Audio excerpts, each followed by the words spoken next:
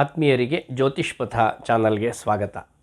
ನಿರಂತರವಾಗಿ ದೇವಿ ಭಾಗವತದ ಮಹಿಮೆಯನ್ನು ಕೇಳುತ್ತಾ ಅದರಲ್ಲಿ ಇರುವಂತಹ ಕಥಾವಲೋಕನವನ್ನು ಮಾಡ್ತಾ ನಮಗೆ ಈಗ ಅದರಿಂದ ಉಪಯುಕ್ತ ಮಾಹಿತಿ ಏನಿದೆ ಇದನ್ನು ನಾವು ಅವಲೋಕಿಸ್ತಾ ಇದ್ದೇವೆ. ಈ ಸರಣಿಯಲ್ಲಿ ದೇವಿ ಭಾಗವತದ 5ನೇ ಅಧ್ಯಾಯ, ಪ್ರಥಮ ಸ್ಕಂಧ 5ನೇ ಅಧ್ಯಾಯದಲ್ಲಿ ಏನು ವಿಷಯ ಬಂದಿದೆ ಎನ್ನುವುದನ್ನು ನೋಡ್ತಾ ಇದ್ದೇವೆ. ಒಂದು ಅಚ್ಚರಿಯ ಸಂಗತಿ ನಮ್ಮ ಮುಂದೆ ಬಂತು. ವಿಷ್ಣುವಿನ ತಲೆ ಕತ್ತರಿಸಲ್ಪಟ್ಟಿದೆ. ದೇವಿ ಪ್ರತ್ಯಕ್ಷಳಾಗಿ ಉಳಿದ ದೇವತೆಗಳಿಗೆ ಅಭಯವನ್ನು ಕೊಟ್ಟು ಹೇಳ್ತಾ ಇದ್ದಾಳೆ. ಇದಕ್ಕೆ ಹಿನ್ನೆಲೆಯಾಗಿ ಬಲವಾದ ಒಂದು ಕಾರಣ ಇದೆ, ಜೊತೆಗೆ ಮುಂದೆ ಇದರಿಂದ ಜಗತ್ ಕಲ್ಯಾಣ ಆಗಲಿಕ್ಕಿದೆ ಎನ್ನುವುದಾಗಿ ಹೇಳ್ತಾ ಇದ್ದಾಳೆ. ಹಾಗಾದರೆ ಹಿಂದಿನ ಕಾರಣ ಏನು, ಮುಂದೆ ಆಗಬಹುದಾದ ಕಲ್ಯಾಣ ಕಾರ್ಯ ಯಾವುದು, ಇದನ್ನು ನಾವು ಈ ದಿವಸ ತಿಳಿದುಕೊಳ್ಳೋಣ. ಸತ್ವಗುಣದಲ್ಲಿಯೇ ಶೋಭಿಸ್ತಾ ಇರುವಂತಹ ವೈಕುಂಠ ಲೋಕ, ಇದನ್ನು ನಾವು ಕೇಳಿದ್ದೇವೆ. ಆತ್ಮೀಯರೇ, ಇಲ್ಲಿ ಒಂದು ಗಮನಿಸಬೇಕಾದ ಅಂಶ ಇದೆ. ಸತ್ವಗುಣವೇ ಪ್ರಧಾನವಾಗಿ ಇರುವಂತಹ ಲೋಕ ವೈಕುಂಠ ಲೋಕ ಅಂತ. ಅಲ್ಲಿ ರಜಸ್ಸು ಇದೆ, ತಮಸ್ಸು ಅಲ್ಲಿದೆ. ಇದು ಈ ಕಥೆಯಿಂದ ನಮಗೆ ನಿರೂಪಿತವಾಗುತ್ತೆ. ಆದರೆ ರಜೋಗುಣ ಮತ್ತು ತಮೋಗುಣ ಇದರ ಮೇಲೆ ಸತ್ವಗುಣ ತನ್ನ ಪ್ರಭಾವವನ್ನು ತೋರಿಸುವ ಲೋಕ ಅದು ವೈಕುಂಠ ಲೋಕ ಎನ್ನುವುದಾಗಿ ನಾವು ಸರಳವಾಗಿ ಚಿಂತನೆಯನ್ನು ಮಾಡಬಹುದಾಗತ್ತೆ. ಹೀಗೆ ನಾವೆಲ್ಲ ನೋಡಿದ ಹಾಗೆ ಒಂದಷ್ಟು ಕ್ಯಾಲೆಂಡರ್ಗಳಲ್ಲಿ ನೋಡಿದ್ದೇವೆ, ಚಿತ್ರಗಳನ್ನು ಕಲ್ಪಿಸಿದ್ದೇವೆ. ಆದಿಶೇಷನ ಮೇಲೆ ಶ್ರೀಮನ್ನಾರಾಯಣ ಮಲಗಿರ್ತಾನೆ, ಅವನ ಪಾದ ಸೇವೆಯನ್ನು ಲಕ್ಷ್ಮಿ ಮಾಡ್ತಾ ಇರ್ತಾಳೆ. ಗರುಡ ಗಂಧರ್ವಾದಿಗಳು ಹರಿನಾಮ ಕೀರ್ತನೆಯನ್ನು ಮಾಡ್ತಾ ಇರ್ತಾರೆ. ಜಯ ವಿಜಯಾದಿಗಳು ದ್ವಾರವನ್ನು ಕಾಪಾಡಿಕೊಳ್ತಾ ಇರ್ತಾರೆ. ಇದು ವೈಕುಂಠ ಲೋಕದ ಒಂದು ಕಲ್ಪನೆ, ಆ ಚಿತ್ರಣ ನಮ್ಮ ಕಣ್ಣು ಮುಂದೆ ಬರುತ್ತೆ. ಇದೇ ರೀತಿ ವೈಕುಂಠದಲ್ಲಿ ಮಹಾವಿಷ್ಣು ಯೋಗನಿದ್ರೆಯಲ್ಲಿದ್ದ, ಲಕ್ಷ್ಮಿ ಅವನ ಪಾದ ಸೇವೆಯನ್ನು ಮಾಡ್ತಾ ಇದ್ಲು. ಇದ್ದಕ್ಕಿದ್ದ ಹಾಗೆ ವಿಷ್ಣು ಎಚ್ಚರಗೊಂಡು ಲಕ್ಷ್ಮಿಯ ಮುಖವನ್ನು ನೋಡ್ತಾ ಒಂದು ನಗುವನ್ನು ಬೀರ್ತಾ ಇದ್ದಾನೆ.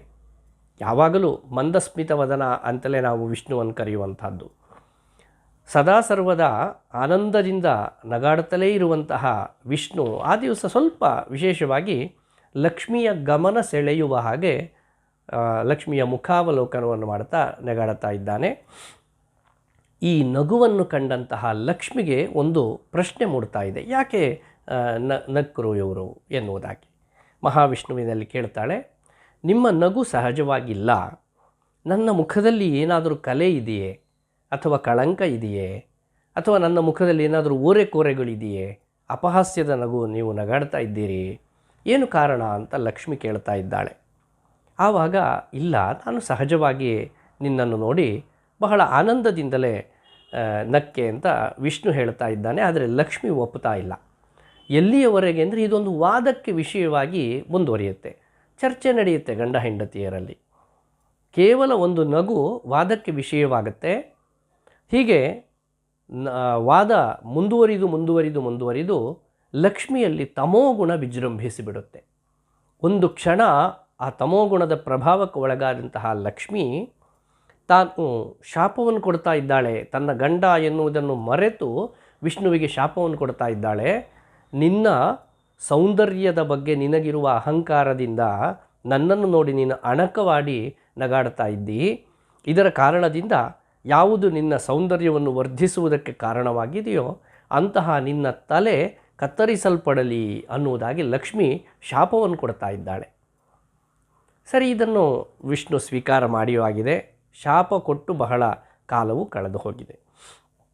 ಇದು ಇದರ ಪೂರ್ವ ಹಿನ್ನೆಲೆ, ಅಂದರೆ ಮಹಾವಿಷ್ಣುವಿಗೆ ಬಂದಂತಹ ಶಾಪ ಎನ್ನುವಂಥದ್ದು ಪೂರ್ವ ಹಿನ್ನೆಲೆ. ಈಗ ಗೆದ್ದಲು ಹುಳುಗಳ ಕಾರಣದಿಂದ ಬಿಲ್ಲಿನ ಹೆದೆ ಕತ್ತರಿಸಲ್ಪಟ್ಟು ಮಹಾವಿಷ್ಣುವಿನ ತಲೆ ಕತ್ತರಿಸಲ್ಪಟ್ಟು ಯೋಜನಾಂತರಕ್ಕೆ ಹಾರಿ ಹೋಗಿದೆ. ದೇವತೆಗಳೆಲ್ಲ ಕಂಗಾಲಾಗಿ ದೇವಿಯನ್ನು ಸ್ತುತಿಸಿದಾಗ ಪ್ರತ್ಯಕ್ಷಳಾದಂತಹ ದೇವಿ ಈ ಪೂರ್ವ ಹಿನ್ನೆಲೆಯನ್ನು ಹೇಳ್ತಾ, ಈಗ ನೀವು ಮಾಡಬೇಕಾದದ್ದಿಷ್ಟೇ, ದೇವಶಿಲ್ಪಿಯಾದಂತಹ ವಿಶ್ವಕರ್ಮನನ್ನು ನೀವಿಲ್ಲಿ ಕರೆಸಬೇಕು. ಕರೆಸಿ ಅವನ ಮುಖಾಂತರವಾಗಿ ವಿಷ್ಣುವಿನ ಈ ಶರೀರಕ್ಕೆ ಒಂದು ಹೊಸ ತಲೆಯನ್ನು ಜೋಡಿಸಬೇಕು. ಯಾಕೆಂದರೆ ಆ ತಲೆ ಸಿಕ್ಕೋದಿಲ್ಲ, ಈಗ ಅದು ಇಂತಹ ಕಡೆ ಹೋಗಿ ಬಿದ್ದಿದೆ ಎನ್ನುವುದಾಗಿ ಸ್ಪಷ್ಟವಾಗಿ ಹೇಳ್ತಾ ಇದ್ದಾಳೆ. ಆದರೆ ಇಲ್ಲಿ ಒಂದು ನಿಬಂಧನೆ ಏನು ಅಂದರೆ, ನೀವು ಹೀಗೆ ಯಾವ ಶಿರ ಅಂತ ಹೇಳಿ ಆಯ್ಕೆ ಮಾಡುವುದಕ್ಕೆ ಹೊರಡ್ತೀರೋ ಮೊದಲು ಕಾಣುವಂತಹ ಈ ಪ್ರಾಣಿ ಅಥವಾ ಮನುಷ್ಯ ಅಥವಾ ದೇವತೆ ಯಾರೇ ಇರಬಹುದು, ಆ ತಲೆಯನ್ನು ತಂದು ಇದಕ್ಕೆ ಜೋಡಿಸಬೇಕು ಎನ್ನುವಂತಹ ನಿಬಂಧನೆಯನ್ನು ಹಾಕಿ ಕಳಿಸ್ತಾ ಇದ್ದಾಳೆ. ಸರಿ, ಇದು ಇವರನ್ನೆಲ್ಲ ಆಶ್ಚರ್ಯಚಕಿತರನ್ನಾಗಿ ಮಾಡ್ತಾ ಇದೆ. ಅವರು ಬೇರೇನೂ ಯೋಚನೆ ಮಾಡಲೇ ಇಲ್ಲ. ದೇವಿ ಆಡಿದ್ದಾಳೆ ಅಂದ ಕೂಡಲೇ ಮತ್ತೆ ಎರಡನೇ ಮಾತಿಗೆ ಅವಕಾಶ ಇಲ್ಲ. ತ್ವಷ್ಟರು ವಿಶ್ವಕರ್ಮನನ್ನು ಕರೆಸ್ತಾ ಇದ್ದಾರೆ. ನೋಡಪ್ಪ, ನೀನು ಈ ರೀತಿಯಾಗಿ ಈ ಕೆಲಸವನ್ನು ಮಾಡಿ ಬರಬೇಕು ಅಂತ ಹೇಳ್ತಾ ಇದ್ದಾರೆ. ವಿಶ್ವಕರ್ಮ ದೂತರನ್ನು ಕರೆದುಕೊಂಡು ದೇವಿ ತೋರಿಸಿದ ದಿಕ್ಕಿನತ್ತ ಹೋಗ್ತಾ ಇದ್ದಾನೆ. ಅಲ್ಲಿ ಒಂದು ಕುದುರೆ ಮಲಗಿರುತ್ತೆ. ಆ ಕುದುರೆಯ ತಲೆಯನ್ನೇ ಕತ್ತರಿಸಿ ತಂದು ಮಹಾವಿಷ್ಣುವಿಗೆ ಜೋಡಿಸ್ತಾನೆ ವಿಶ್ವಕರ್ಮ. ಆವಾಗ ವಿಷ್ಣು ಪುನಃ ಚೈತನ್ಯಗೊಳ್ಳುತ್ತಾನೆ. ಹಯಗ್ರೀವ ಅವತಾರ ಅಲ್ಲಿ ಸ್ಪಷ್ಟವಾಗುತ್ತೆ. ಅಂದರೆ ಕುತ್ತಿಗೆಯಿಂದ ಮೇಲ್ಭಾಗ ಕುದುರೆ, ಅಲ್ಲಿಂದ ಕೆಳಗೆ ದೇವತಾ ಸ್ವರೂಪ, ಈ ರೀತಿಯಾಗಿ ವಿಷ್ಣು ಕಂಗೊಳಿಸ್ತಾ ಇದ್ದಾನೆ. ಇದಕ್ಕೆ ಹಯಗ್ರೀವಾವತಾರ ಎನ್ನುವುದಾಗಿ ಎಲ್ಲರೂ ಜಯಘೋಷವನ್ನು ಮಾಡ್ತಾ ಇದ್ದಾರೆ. ಈ ಹಯಗ್ರೀವಾವತಾರಕ್ಕೂ ಒಂದು ಬಲವಾದ ಕಾರಣ ಇದೆ. ಇದರಿಂದ ಒಂದು ಲೋಕ ಕಲ್ಯಾಣ ಆಗುವುದಿದೆ ಎನ್ನುವುದಾಗಿ ದೇವಿ ಹೇಳಿದ್ದಾಳೆ.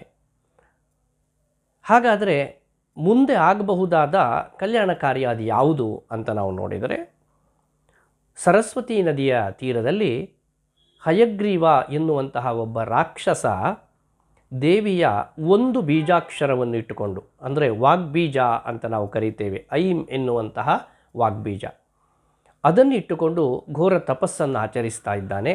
ಅವನು ಕೂಡ ನೋಡುವುದಕ್ಕೆ ಹೇಗಿದ್ದ ಅಂದರೆ, ಕುತ್ತಿಗೆಯಿಂದ ಮೇಲ್ಭಾಗ ಕುದುರೆ, ಕೆಳಭಾಗ ಅವನದ್ದು ರಾಕ್ಷಸ ದೇಹವಾಗಿತ್ತು. ಅಂತಹ ಹಯಗ್ರೀವಾಸುರ ದೇವಿಯನ್ನು ಸಂತುಷ್ಟಿಗೊಳಿಸ್ತಾ ಇದ್ದಾನೆ ತಪಸ್ಸಿನ ಮೂಲಕ. ತಪಸ್ಸಿಗೆ ಒಲಿದಂತಹ ಮಹಾದೇವಿ ಅವನಿಗೆ ವರವನ್ನು ಕೊಟ್ಟಿದ್ದಾಳೆ. ಅವನು ಅಮರತ್ವವನ್ನು ಅಜೇಯತ್ವವನ್ನು ಕೇಳಿದ. ಆವಾಗ ಹುಟ್ಟಿದಂತಹ ಜೀವಿ ಸಾಯಲೇಬೇಕು, ಇದು ನಿಯಮ, ಆದ್ದರಿಂದ ನಿನಗೆ ಅಮರತ್ವ ಕೊಡಲಿಕ್ಕೆ ಆಗೋದಿಲ್ಲ, ಆದರೆ ಅದರಲ್ಲಿ ಯಾವುದಾದ್ರೂ ಒಂದು ವಿಶಿಷ್ಟವಾದ ದಾರಿಯನ್ನು ನೀನು ಆಯ್ದುಕೊಳ್ಳಬಹುದು ಅಂತ ಹೇಳಿದಾಗ, ತನ್ನಂತೆ ಇರುವ ಇನ್ನೊಂದು ಜೀವಿಯಿಂದ ತನಗೆ ಮರಣ ಅಂತ ಅವನು ವರವನ್ನು ಕೇಳಿರ್ತಾನೆ. ಜೊತೆಗೆ ದೇವಿಯ ವರ ಪ್ರಭಾವದಿಂದ 3 ಲೋಕಗಳಿಗೂ ಅವನು ಕಂಟಕಪ್ರಾಯನಾಗಿರ್ತಾನೆ.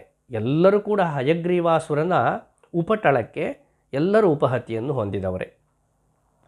ಎಲ್ಲರೂ ದೇವಿಯನ್ನು ಪದೇ ಪದೇ ಸ್ತುತಿಸ್ತಾ ಇದ್ದಾರೆ. ಋಷಿಗಳು ಅದಕ್ಕಾಗಿ ತಪಸ್ಸನ್ನು ಮಾಡ್ತಾ ಇದ್ದಾರೆ, ಬ್ರಾಹ್ಮಣರು ಅದಕ್ಕಾಗಿ ಯಜ್ಞವನ್ನು ಮಾಡ್ತಾ ಇದ್ದಾರೆ. ಎಲ್ಲರೂ ಕೂಡ ಪ್ರತಿನಿತ್ಯ ಪ್ರಾರ್ಥನೆ ಏನು ಅಂತ ಹೇಳಿದರೆ, ಹಯಗ್ರೀವಾಸುರನ ಅವಸಾನ ಆಗಬೇಕು ಎನ್ನುವುದಾಗಿ. ಇದಕ್ಕಾಗಿ ದೇವಿ ಇಂತಹ ಒಂದು ಲೀಲಾ ನಾಟಕವನ್ನು ಆಡ್ತಾ ಇದ್ದಾಳೆ. ಇಲ್ಲಿ ಮಹಾವಿಷ್ಣುವಿಗೆ ಹಯಗ್ರೀವನ ಹಯದ ಗ್ರೀವವನ್ನು ತಂದು ಜೋಡಿಸಿಯಾಗಿದೆ. ಹಯಗ್ರೀವ ಅವತಾರ ಆಗಿದೆ. ಈ ಮಹಾವಿಷ್ಣುವಿನ ರೂಪ ಅಂದರೆ ಹಯಗ್ರೀವ ಅವತಾರ ಆ ಹಯಗ್ರೀವಾಸುರನೊಡನೆ ಯುದ್ಧವನ್ನು ಮಾಡಿ ಅವನನ್ನು ಕೊಲ್ಲಲಾಗತ್ತೆ. ಇದೇ ಈ ಹಯಗ್ರೀವಾವತಾರದ ಹಿನ್ನೆಲೆ ಮತ್ತು ಅದರಿಂದ ಮುಂದೆ ಆಗಬಹುದಾದ ಪರಿಣಾಮ ಮತ್ತು ಪ್ರಯೋಜನ ಎನ್ನುವಂಥದ್ದು. ಲೋಕಕಂಟಕನಾದಂತಹ ರಾಕ್ಷಸ ಹಯಗ್ರೀವ, ಅವನ ಅವಸಾನ ಆಗುತ್ತೆ. ಇದರಿಂದ ಲೋಕಕ್ಕೆ ಶಾಂತಿ ಕಲ್ಯಾಣಗಳು ಒದಗಲ್ಪಡುತ್ತೆ. ಲಕ್ಷ್ಮಿ ಕೊಟ್ಟಂತಹ ಶಾಪ ಅದು ಕೂಡ ಫಲಿಸುತ್ತೆ. ಹಾಗೂ ಒಂದು ವಿಶಿಷ್ಟವಾದ ಅವತಾರ ಅಲ್ಲಿ ಕಲ್ಪಿತವಾಗತ್ತೆ. ಇಂತಹ ಒಂದು ಹಯಗ್ರೀವಾವತಾರ, ಇದರ ವರ್ಣನೆ ದೇವಿ ಭಾಗವತದ ಪ್ರಥಮ ಸ್ಕಂದ 5ನೇ ಅಧ್ಯಾಯದಲ್ಲಿ ಬರುತ್ತೆ. ಇಂತಹ ವೈಚಿತ್ರ್ಯಗಳಿಂದ ಕೂಡಿದ ಅನೇಕ ಕಥಾ ಹಂದರಗಳಿದೆ. ಅದನ್ನು ನಾವು ಮುಂದಿನ ಸಂಚಿಕೆಗಳಲ್ಲಿ ನೋಡೋಣ. ಎಲ್ಲರಿಗೂ ಶ್ರೀದೇವಿಯ ಅನುಗ್ರಹವಾಗಲಿ ಎನ್ನುವುದಾಗಿ ಹಾರೈಸ್ತೇನೆ. ಧನ್ಯವಾದಗಳು.